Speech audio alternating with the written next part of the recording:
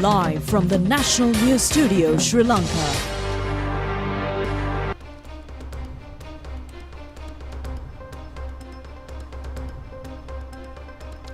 Good evening, come to you live from the National News Studio. Welcome to the news. My name is Clifford Richards. I'm Sudhimi Jayaratna. Let's take a look at today's headlines.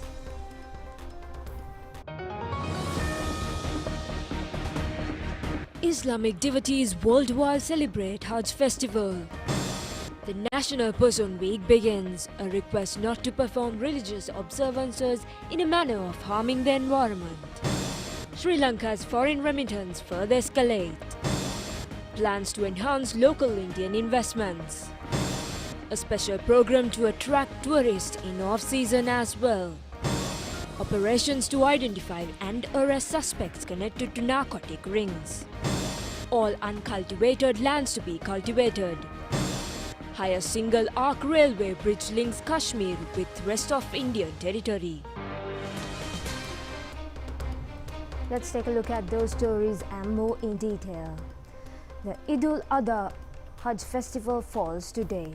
Well, Islamic devotees world over celebrate this festival in a grand manner, marking the virtue of human sacrifice.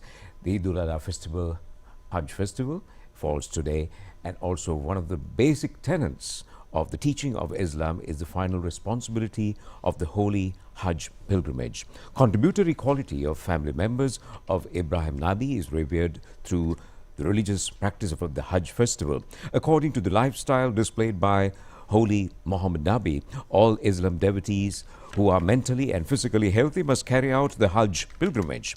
This precept depicts unity of all Muslims throughout the world, fraternity and righteous qualities throughout the world. It is mandatory for the Muslims who are unable to visit Mecca on a holy Hajj pilgrimage to perform Eid al-Adha Hajj celebrations. Religious programs were conducted today at mosques throughout the island in connection with the Hajj festival. Special prayer sessions organized by the Sri Lanka Memon Society was held at the Golface Green in Colombo.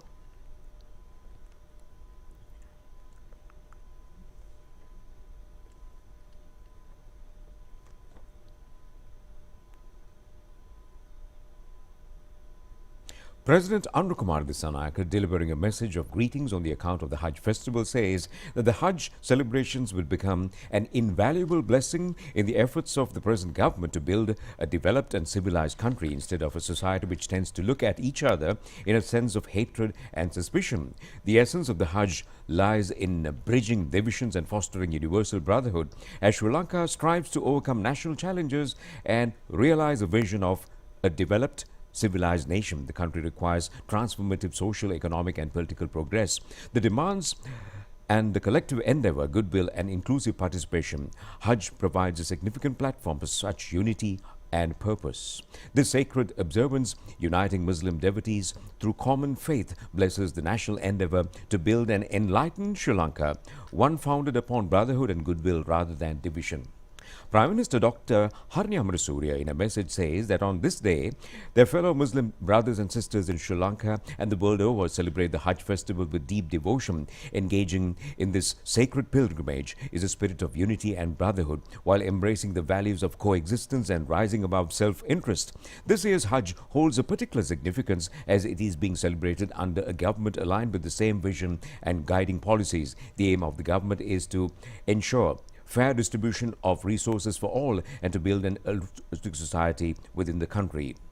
Opposition leader Sajid Premadas has also issued a message of extending best wishes on the Hajj festival. He points out that in order to make the Hajj pilgrimage meaningful, they should lead a life according to the vision expounded by the Holy Prophet. The opposition leader's message further says that in a society which functions through such a vision, there would be no responsibility and possibility to incline towards violence.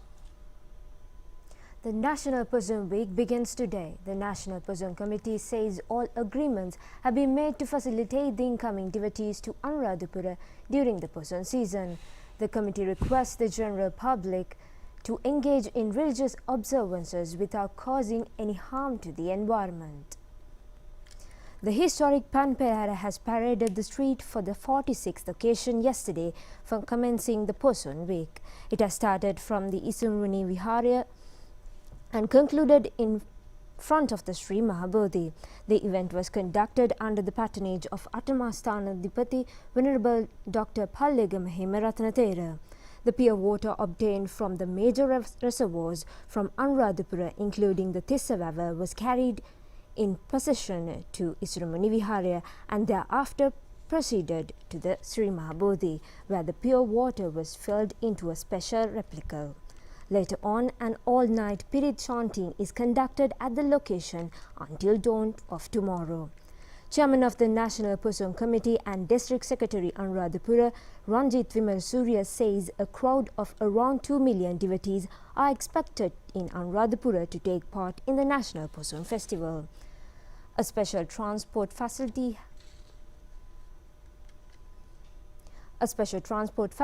have also been provided for the benefit of the devotees arriving in Anuradhapura during the Pusum week.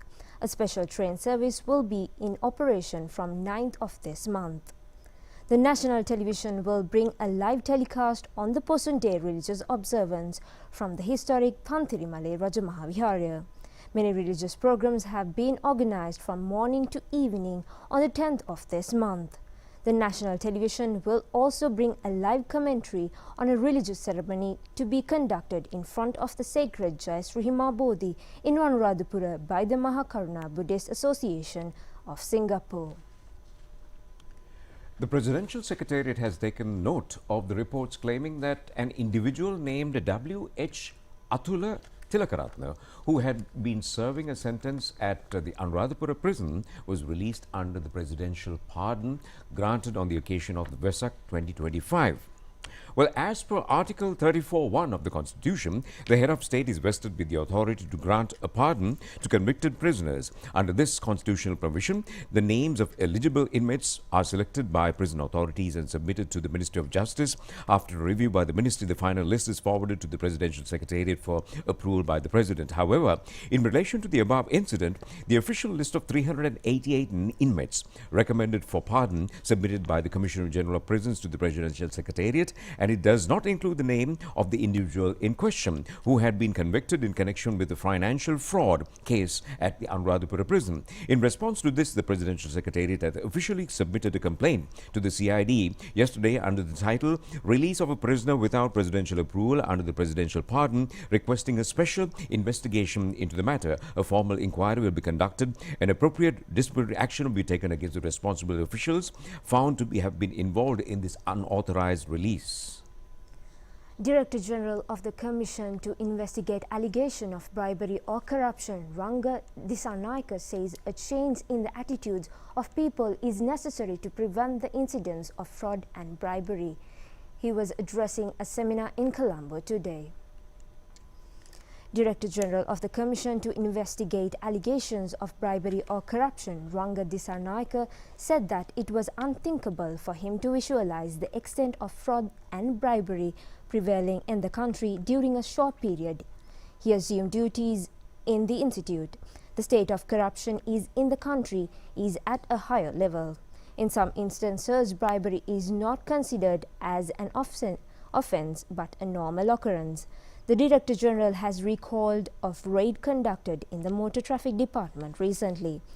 They have found out how money was hoarded in every Friday to be distributed among the culprits. He added that he is not saying that there are no good officers in the office.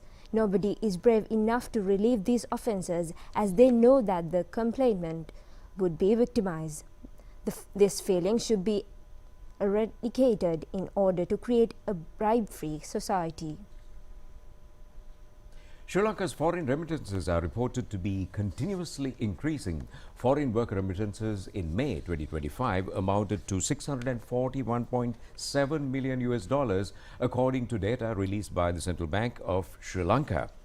According to the latest figures released by the bank, a growth of $97.3 million have been recorded in comparison to the figure reported in the month of May in the preceding year, which amounted to $544.4 million.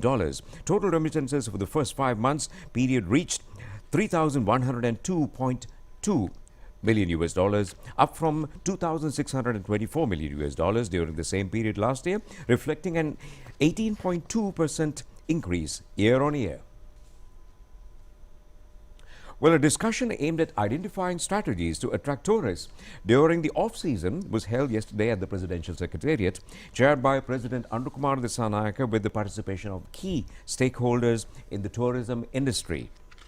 Well, the conversation focused on providing and promoting Sri Lanka as a year-round travel destination, particularly during the off-season, enhancing the country's tourism brand through digital marketing, strengthening human capital in the sector through skill development and training, as well as attracting more foreign investment into the tourism sector. Attention was also drawn to the current challenges facing the tourism industry. Stakeholders were briefed on the initiatives already undertaken by the Sri Lanka Tourism Promotion Bureau to address these issues and advance the sector. President Andrukumar Dissanayake revealed intentions to establish a dedicated unit at the Presidential Secretariat to coordinate all institutions related to tourism in a cohesive manner. The government's Clean Sri Lanka program also received positive feedback from the industry stakeholders and its potential integration into tourism promotion efforts as discussed in depth.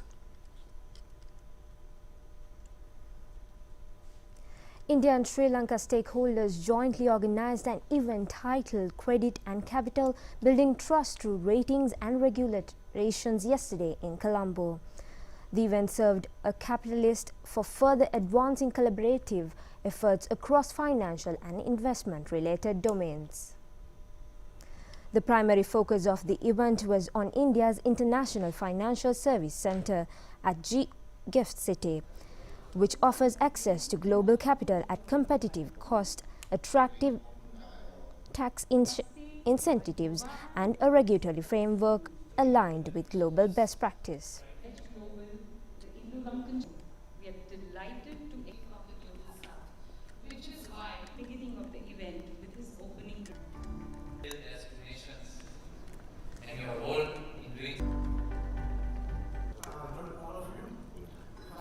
The financial markets that we are looking and that we are discussing today has a great role for the word integrity in it. This is why the endeavors such as the ratings that we discussed and the agency presented a very good picture in terms of your capabilities and capacities that you have ventured outside. I suppose naturally it is the next thing to do for a giant like India. They've established themselves very well, growing globally in terms of advocating and establishing presence in terms of validating financials. It is an ecosystem. As a government, as businesses, it is very important. Instead of we telling what we do, an independent party coming and verifying it as to whether what we have told is the correct in terms of numbers, in terms of conduct. So it is very important for rating agencies to work very closely with the business enterprises, assigning ranks and credentials based on the past performance as well as the projections for the future. Same applies to a country as well like Sri Lanka. It is no secret that we have gone through a tough time right throughout. We were assisted by India during those hard times. Personal intervention from the ambassador that we know to support us in that journey. That is the past. We have come to a particular point in time. Sri Lanka is recovering. The fact is established. The political stability that we offer, the economic stability compared to the level that we were, provides a great potential for investors to look at Sri Lanka. Our entities offer wonderful multiples, the great potential for those entities to go to the next level. I suppose that's where the collaboration, the achievements of NSC that you shared, it offers the opportunity, both Sri Lankan entities as well as Indian corporates, to work together to understand the strengths of each other and to see how we can collaborate and get listings on each other's exchanges. As Prime Minister Shri Narendra Modi once said, India is not merely a market, it is a partner in your progress, and your is Sri Lanka here, just to clarify. Today, Gift City embodies that vision, a space not just for transactions, but for transformative cooperation. I'm especially delighted that we are holding this important event at a moment of renewed energy and collaboration between our two countries. It brings me great joy that this gathering, which aims to bring our capital market exchanges closer together, comes on the positive momentum of Prime Minister Shri Narendra Modi's successful visit to Sri Lanka in April this year. What better time than now to build on that and take concrete steps towards integrating our capital markets and creating a seamless financial bridge between our countries. The World Food Safety Day falls today. The theme is scientific action. It was in the year 2018 that the World Health Organization brought a proposal on food security. The day is being celebrated since the 7th of June 2019.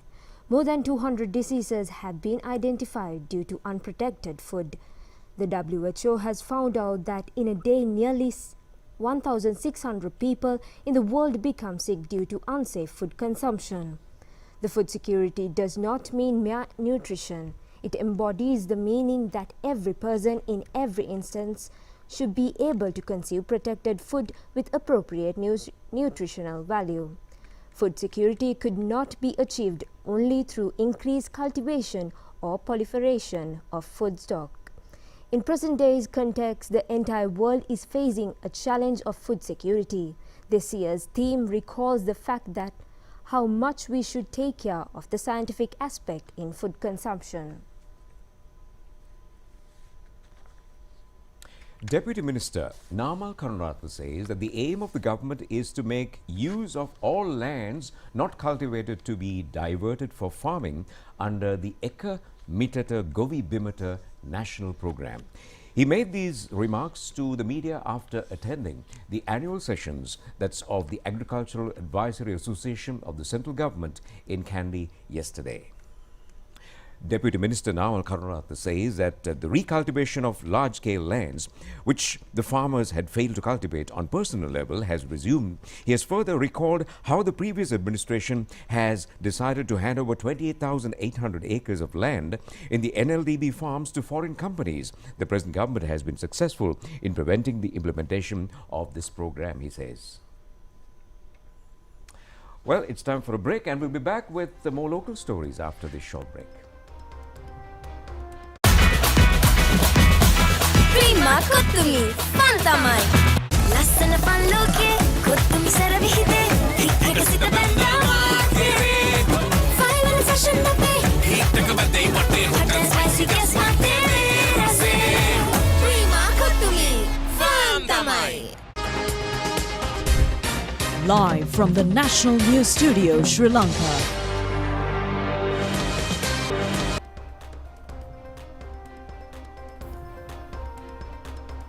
Welcome back after the break, and we are continuing with more local stories. The Praja Suwa Dakma 2025 Health Education Exhibition and Walk was conducted at the Independence Square premises in Colombo this morning. These events have been organized with the objective of enlightening the general public that's on the community health based upon the health and well-being of the people. Well, the walk commenced from the Independence Square premises and ended at the Vihar Mahadevi Park. Physicians, consultant doctors and medical officials were among the large group which took part in the event. The exhibition was comprised of educational stalls, well-being workshops, children's art displays and food stalls on healthy lifestyles. It was also comprised of health tests conducted free of charge. In addition to these specialities, educational and cultural concerts will be conducted at the Vihar Mahadevi Outdoor Stadium until 10 p.m. tonight. The educational exhibition and walk had been jointly organized by the Association of Sri Lanka Community Medical Specialists and the Ministry of Health and Mass Media. These events were conducted under the leadership and presence of the Minister Dr. Nalinda Jayatissa.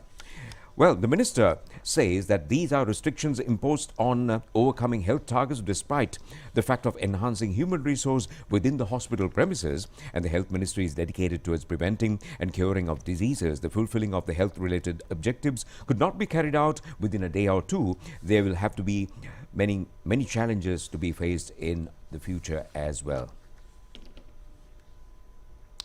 Well, Deputy Minister of Transport, that's Prasanna Gunasena, says that more than 300 new buses will be imported by next year. That's for the passenger transport.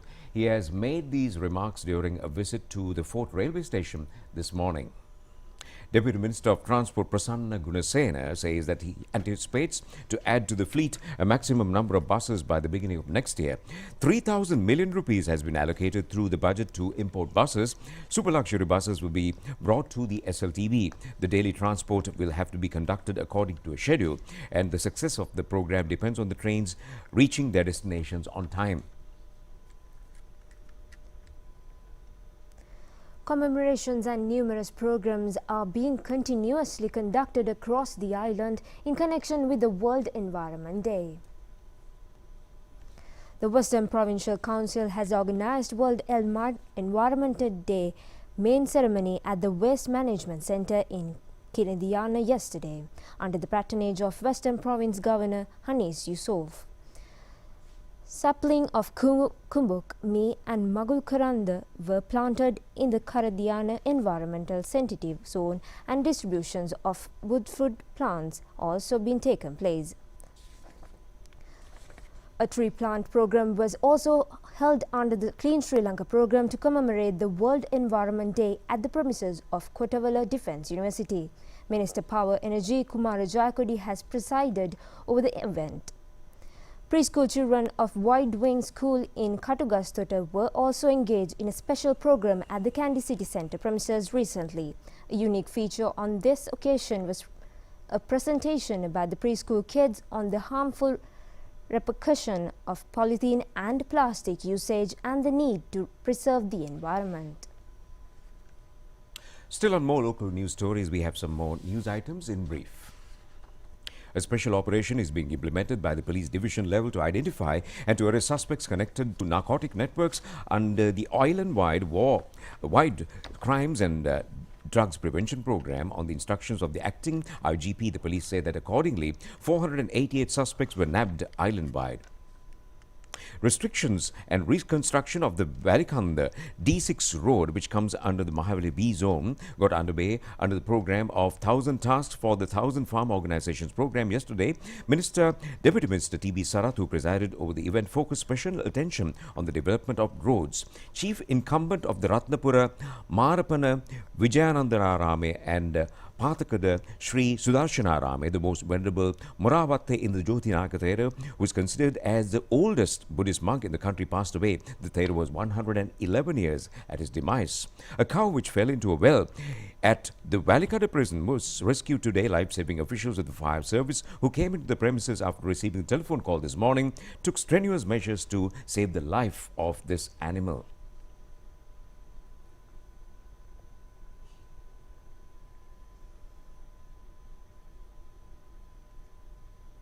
Well, that's news at home. We take a short break and we'll be back with international stories shortly. Prima Kottumi, Fantamai.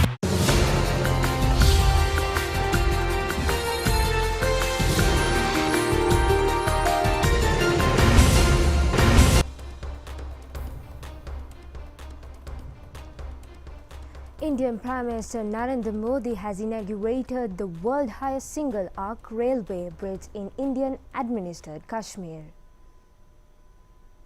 The bridge will connect the valley region of Kashmir with the rest of the country by train for the very first time. It is part of a 272 kilometers all-weather railway line that will pass through Jammu, ultimately going all the way to the Kashmir Valley. This marks Prime Minister Modi's first visit to the contested region since last month's military clashes between India and Pakistan.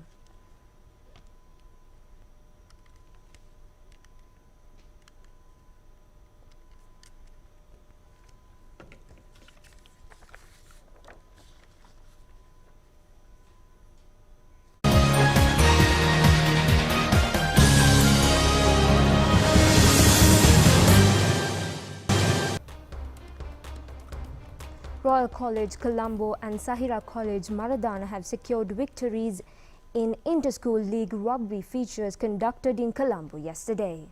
Well, the two teams have been beaten their rivals, Thurston College Colombo and also Dharmaraja College Kandy, respectively. Well, this is the Royal Thurston encounter which took place at the Royal College grounds. The Royalists were having an exceptional lead of 36-7 at halftime this semi, and the team enlarged the victory margin to 74-15 at the end of play.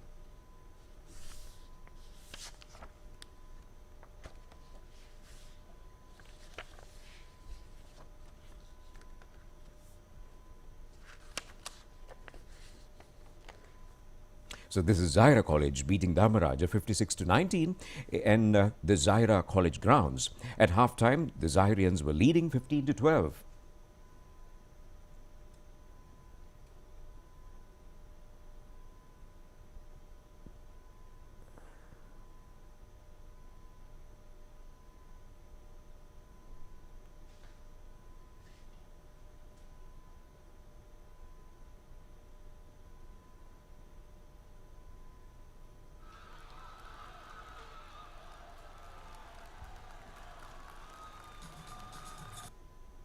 And in this encounter, DSN College Colombo beat St. Anthony's College Kadugastota in another match played at Nithaville Grounds in Kandy. At halftime, DS team was leading 12-7, and the final score was in favour of the Colombo School, 27-19.